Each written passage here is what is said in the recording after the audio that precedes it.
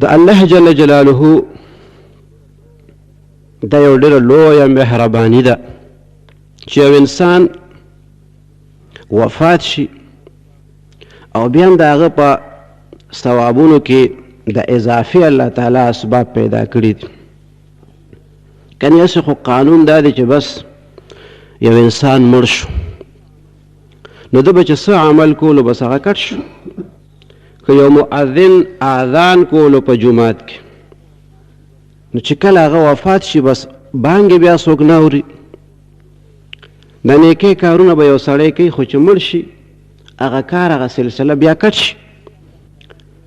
خدای الله تعالی ډېر لوی کرم دی، مهرباني ده چې داسې څه خبرې شته دی، داسې څه کارونه شته چې په هغې باندې انسان عمل وکړي نو بیا د ده په ثوابونو کې مسلسل اضافه کیږي. که دی مړم شي د دنیا نه لاړم شي ثوابونه یې زیاتېږي. زموږ ښکلی پیغمبر صلی الله علیه وسلم مبارک دغه حقیقت موږ ته بیان کړی دی. هغې فرمایي اذا مات الانسان انقطع عنه عمله. کله چې انسان مړ شي نو د هغه عمل چې دی دا کټ شي الا من صدقة جاریه، مگر د صدقې جاریې هغه عمل چې هغه نه کټ کېږي. یو ښه کار چا کړی وي په ښه نیت باندې یې کړی وي نو د ده د مرګ نه وروسته هم د هغې هغه ثوابونه هغه ته رسي.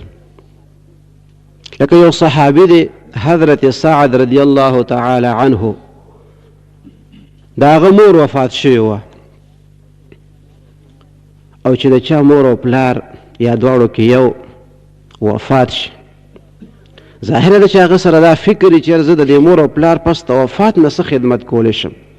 چې ژوندي خو ډاکټر ته بیا بوځي، دوایي به ورته راوړئ، چاپي به ورته وکړي، چې څه خدمت وي نو هغه به ورته وکړي.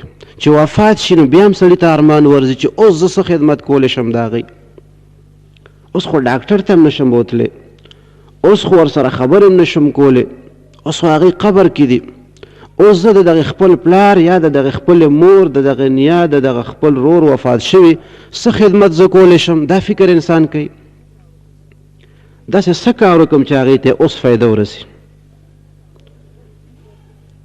نو دغه فکر دا صحابي بوتلو د پیغمبر علیه السلام دربار ته او ورته وایي یا رسول الله صلی الله علیه وسلم، ای د الله تعالی رسوله زما مور وفات شوې ده، نو زه کوم یو خیرات وکم، کوم یو کار داسې وکم چې په هغې باندې زما مور ته ډېره فایده ورسي. ایو صدقة افضل، کوم یوه صدقه او خیرات بهتر دی چې زه هغه وکم چې زما مور ته فایده ورسي.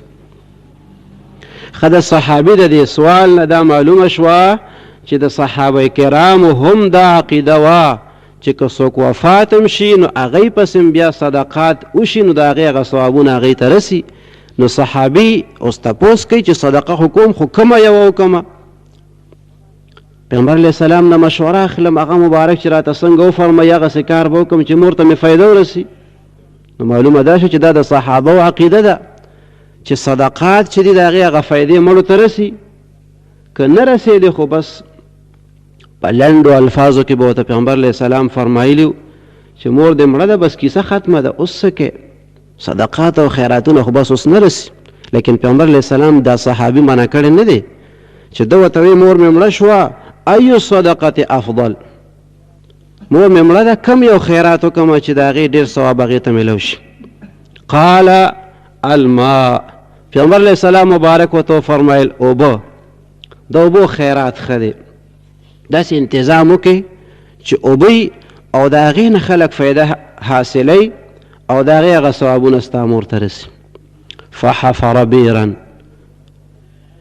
حدیث مبارک هغه الفاظ داسې دي چې فحفر بیرا وقال هذه لأم سعد، هغې صحابي کویې وکنستو او وی دا د ام سعد دپاره شو، د خپلې مور د ایصال ثواب دپاره کویې وکنستو د پیغمبر علیه الصلاة والسلام مبارک په مشوره باندې. چې ورته وفرمیل چې د اوبو خیرات ښه دی، ثواب یې ډېر دی. نو صحابي کویې وکنستو او دا د ام سعد دپاره شو، د سعد د مور دپاره شو چې د دې څومره ثوابونه کیږي هغه به زما مور ته رسي. نو د دې روایت نه دا د واضحه شوه ښکاره شوه خبره اسانه خبره ده چې څوک وفات شي هغې پسې بیا یو عمل نیک عمل د خدای د رضا دپاره په ښه نیت باندې وشي الله تعالی هغه عمل قبول کړي د هغې هغه ثواب ورته ورسي